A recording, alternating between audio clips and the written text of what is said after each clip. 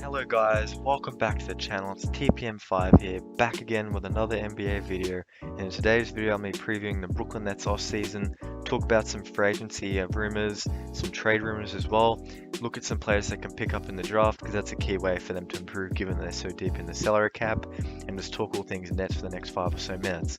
So without further ado, let's get started. Throughout the season, the Brooklyn Nets were dealing with injury. They started the year rather slow due to some injuries and some concerns fitting James Harden in. But once they went on a roll, they went on a roll. There was a patch there where they won 7 out of 8 games in February to March, and then I think from there we kind of knew that they were to be taken seriously. But sadly for them, they suffered a lot of injuries, and Dinwiddie missed pretty much the whole season. I think he just played 3 games. Harden missed 23 games. And also, Akari Irving missed 18 as well. So the big three rarely played together constantly. So that'll be something that'll be big for them, just rehabbing those guys and getting them some strength back into them so they can play longer and not be injured. Just a quick break, guys. They make NBA content 2 to 3 days a week. I've been doing these off-season previews daily, so I'd heavily appreciate it if you subscribed. I made a Boston one earlier, so feel free to check that one out. And yeah, I'd appreciate any support you guys give me. And in a second, I'm going to have the salary cap table up, so let's take a look at it. So the key thing here immediately is that the big three are all locked up, in deals for the next season. They all have player options after that, and for the 2023 season, they have Joe Harris until 2024. He makes more money incrementally each year, about 1.3 million. Additionally each season. His contract that they could look to move. I know during the regular season he was very efficient with the amount of shots he was making due to the attention and quality looks he was getting. The attention the big three commanded that gave him the ability for that. I think he's someone they could trade if they want to look to improve. And an interesting option is Spencer Dinwiddie opting out of his 12.3 million player option. They could use him if he'd opted in. They could have used him as trade leverage, but there could be some room for them to sign and trade. But I doubt that that's likely. I think that Dinwiddie's gone. It would have been good for them because he would have he was on that's 12.3 million is good value, and given that it was expiring as well, would have been good. But that's kind of dealt with itself. They have DeAndre Jordan until 2023, which at the time looked like a good deal, but now it's starting to look worse and worse as we go on. It's a slightly backloaded deal, so he'll get 500k less this year. He looks to be someone that they could look, a key piece in a trade.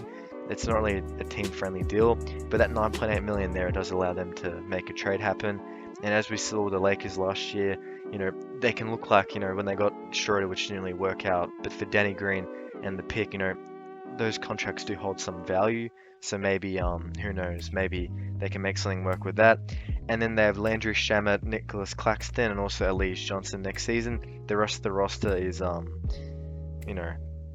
hitting free agency, so it's going to be interesting to see how they fill out the rest of the roster.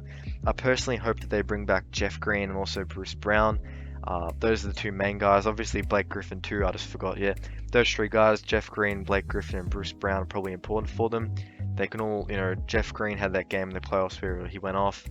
Bruce Brown does kind of a lot for them. Very, very good rebounder for his height.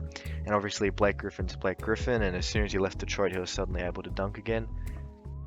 So the Brooklyn Nets will have a mid-level exception, the taxpayer mid-level exception, because they're over the luxury tax.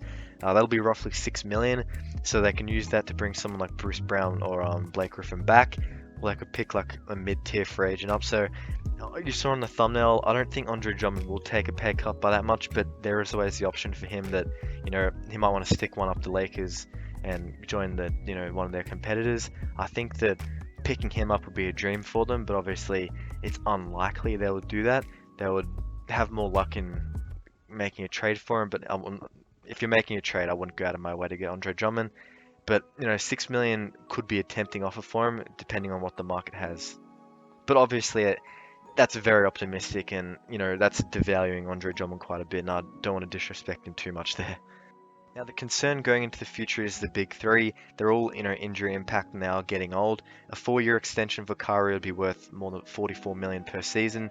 A Durant extension for 4 seasons would be worth 50 million, or just below 50 million per year.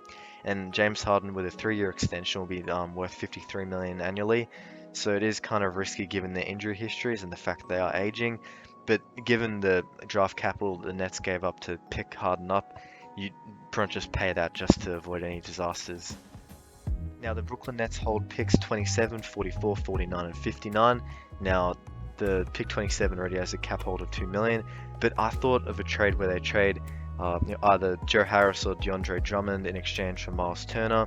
You can probably attach some of those second rounders in there too, and if you really need to, you can attach Shumpert as well if you need to. But that would be an interesting trade. It get Miles Turner can defend the paint and shoot, which would fit what they do. But if they don't choose to trade the pick and players, they would get Trey Murphy out of Virginia, the shooting guard, or they can get Charles Bassey at center to kind of help their issues out and try and soften the blow of trading away DeAndre Jordan. Now that's it for the video. Please don't forget to like, share, and comment. Brooklyn Nets fans, please comment, tell me what you guys think, and I'll see you guys in the next video. Peace out.